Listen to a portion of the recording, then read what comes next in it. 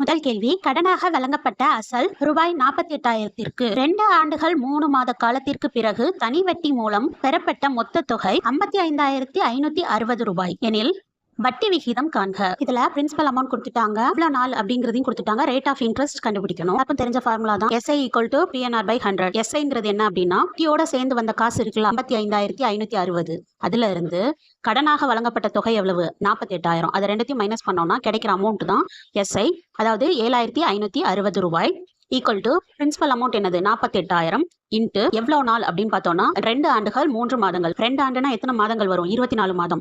24 மாதம் பிளஸ் 3 மாதம் 27 மாதம். அப்போ இன்ட்டு 27 இன்ட்டு 6 நமக்கு தெரியாது, பை மாத கணக்கில் எடுத்ததுனால 12 இன்ட்டு 100. இதுல உள்ளதை கேன்சல் பண்ணோம் அப்படின்னா R = 756/108. இதை நம்ம டிவைட் பண்ணோம் அப்படின்னா R = 7%. அப்போ இந்த கொடுத்துருக்க கணக்கோட வட்டி